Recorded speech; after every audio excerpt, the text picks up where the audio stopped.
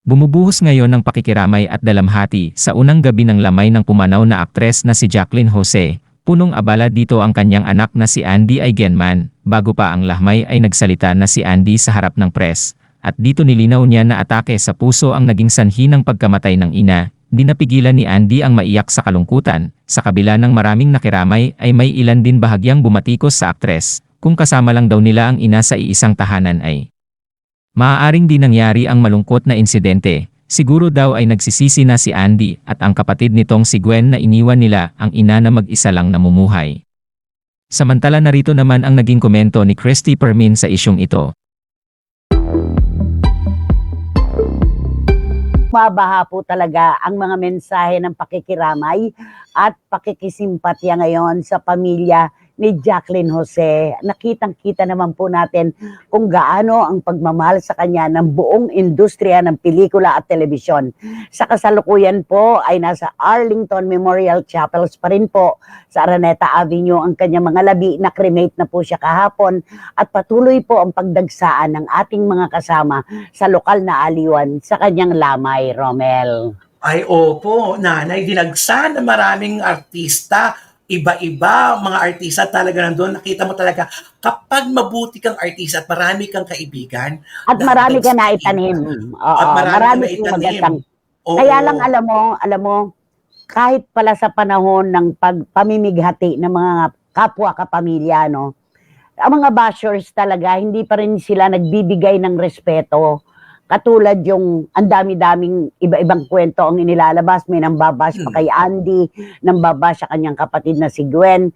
Kaya nga doon natin na-pick up yung sising alipin si Andy Eigenman ngayon dahil walang tigil ang kanyang paghagulgol. Ano po inaasahan natin sa isang batang naulila ng kanyang magulang, lalo na ng kanyang ina, humalakhak? Natural. Ito po ay napakasakit. Kaya lang mas gusto kong gamitin yung, ayoko yung sising alipin. Gusto ko yung panghihinayang. Di ba? Panghihinayang. Hindi naman po kasi natin alam kung kailan mamamaalam ang ating mahal sa buhay. Kung alam lang natin, di sinsana'y pinili na ni Andy at ni Gwen na makasama si Jacqueline sa mahabang panahon ng kanilang buhay. Kaso, wala namang nakakaalam, di ba? Dahil si Andy, pinili na niya ang kanyang buhay sa Siargao. Si Gwen nasa Amerika. Pero totoong-totoo na napakasakit nang nangyari sa kanilang ito, Romel. Oo po, talaga mararamdaman mo talaga yung lungkot ng kanilang ina noon pang nabubuhay. Si Miss Jacqueline, lungkot talaga siya, longing siya sa kanyang mga anak na makasama niya, na pero hindi naman pwede kasi may kanya-kanyang buhay na. Kaya ito naman ang anak. Kaya ito yung panahon na binalikan ko yung nakaraang one-on-one interview niya kay OG Diaz. At bumabalik talaga ngayon yon.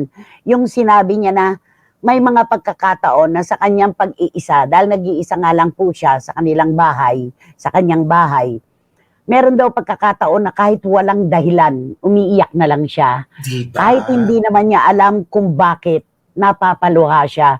At yun yung longing sa kanyang mga anak ang kanyang iniisip. Pero nandun pa rin yung kanyang pagrespeto kay Gwen at kay Andy. Hindi naman lahat ng gusto ng magulang ay dapat masunod. Meron din naman sariling desisyon ang mga anak na dapat natin pakinggan. Yun naman ang kanyang sinabi, di ba? Opo, kaya itong pag-agulgol ni Andy, natural lang ito dahil meron siya mga gusto sana pang mangyari na hindi niya na magawa. Kasi wala na ang kanyang ina. Totoo yan. Alam niyo po, sa mga nakaranas na po ng mawala ng magulang, lalo na po ng dakilang ina natin, nandoon po yung pagsisisi, yung panghinayang na para bang lahat ay nagawa natin pero kulang pa. Kasi nga po, isa po itong sugat na walang paggaling. Na habang Romel at mga kapatid lumalalim yung sugat. Para ka naglalakad sa tubigan, habang nagtatagal, lalong lumalalim yung agos ng tubig. Ganun po, hindi po totoo yung kapag nagtagal na, mawawala na po ang lungkot. Hindi po, mas lalo po nating nararamdaman ang kanilang pagkawala. Kaya ito nararamdaman ko kay Andy ngayon, yung panghihinayang na sana hindi na muna ako umalis. Sana sinamahan ko ang nanay ko. Nanay ang tawag nila Sinamahan ko ang nanay ko. Sana hindi na ako lumayo. Yun eh.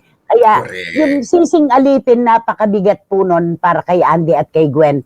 Panghihinayang, yun, panghihinayang. At punong-puno rin ang social media ngayon ng mga pagbibigay ng respeto at pag-alala sa mga nakaraan ng pakikipagtrabaho nila kay Jacqueline Jose. No, ang dami-dami Oo. artista talaga nagbibigay pugay sa kanya. Grabe. Sobra. Lalong-lalo na na dumami ang lungkot, yung lalong nakasama niya sa teleserye at pelikula. Talagang ramdam na ramdam mo yung pagkakaibigan nila na Oo. namuo ng kahit isang beses lang nagsama, pero nakita mo yung tatak na iniwan ni Miss Jackie Luce sa mga kasamahan niyang artista. Iba. Iba yung Mm-mm. itinim niya.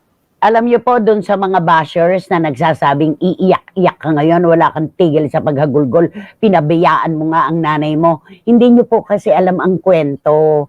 Kung sana po ay alam ninyo na pinayagan talaga ni Jacqueline ang kanyang mga anak na pumili ng kanilang desisyon sa buhay. Hindi po nila tuwaran talaga at tuwiran. Tuwad kasi tinuwaran yung magulang, parang ganon. At tuwiran na iniwan. Hindi po, nagpaalam po sila sa kanilang ina at sinabi nila na ito ang gusto nilang buhay na pinayagan naman ni Jacqueline. Pero syempre, nasa kanyang puso yung sobrang kalungkutan na malayo ang mga anak niya sa kanya. Kaya Yes. sana po sa halip na i-bash itong si Andy Eigenman, sana po intindihin na lamang po natin ang emosyon ng isang anak na nawala ng magulang. Hindi po simple ito. Hindi po simple ang mawalan tayo ng ina. Alam po natin yan. Kaya huwag nyo nang i-bash. Nandyan na po yan. Kung sakali man na pinili niya, mas pinili niya na magbuo ng kanyang buhay sa malayong lugar, malayo sa kanyang ina, nakaraan na po yan. Wala na po tayong magagawa. Yun nga lang, maraming sana-sana sa kanyang isip na yon. Ganun na yun, Romel, kapag nawalan po tayo ng mahal sa buhay, kakambal po nung pag-iyak natin yung sana. Marami pong sana ito na hindi po natin talaga alam kung paano natin sisimulan at wawakasan. Sana sinamahan ko na lang si nanay noon. Kung alam ko lang, sana nasa tabi lang niya ako. Ang dami pong sana ito. Kaya makiramay na lang po tayo. Irespeto na lang po natin ang pagpanaw ni Jacqueline Jose. Irespeto po natin ang kanyang pamilya, ang lahat ng kanyang mga iniwan. Ganun lang talaga ang buhay. Hindi natin alam.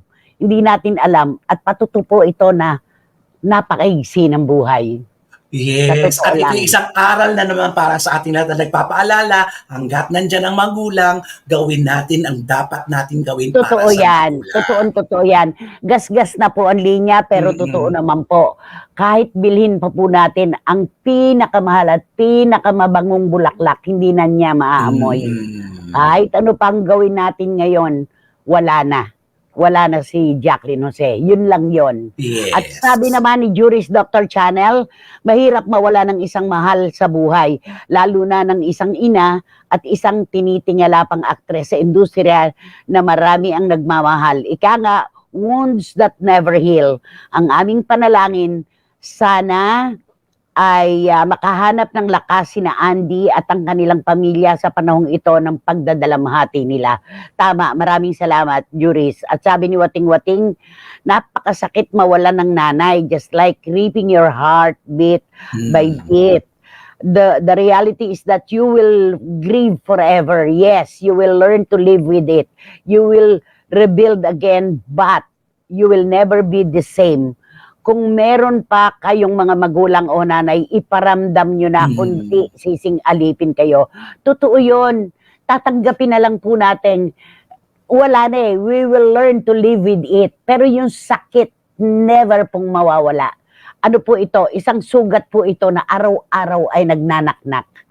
Ramdam na ramdam mo yung nararamdamang sakit ni Andy sa pagkawala ng ina niya, di po ba, Nay? Pero yung sakit na may kalakip na panghihinayang dahil sa kakulangan ng oras nilang magkasama. Totoo yan, Marichu Formation Espiritu. Nanghihinayang si Andy na bakit? Maraming bakit ang buhay na ito. Maraming sana, maraming dapat. Di ba? Yun Correct. yun. Kaya nakakapanghinayang po talaga yung mga panahon na hindi natin nakakasama ang mga mahal natin sa buhay. Ako napakapalad ko, hanggang sa huling hibla ng hininga ng aking ina, kasama ko sila ni tatay, di ba? Ayun, Yan, ang sana pinakamaganda. ganun din po kayo, na habang nandyan pa, iparamdam po natin kung gaano natin sila kamahal. Yun lang yun, okay? Galangin naman sana nila ang desisyon ni Miss Jacqueline. Sino ba naman ina ang gustong mahiwalay sa mga anak?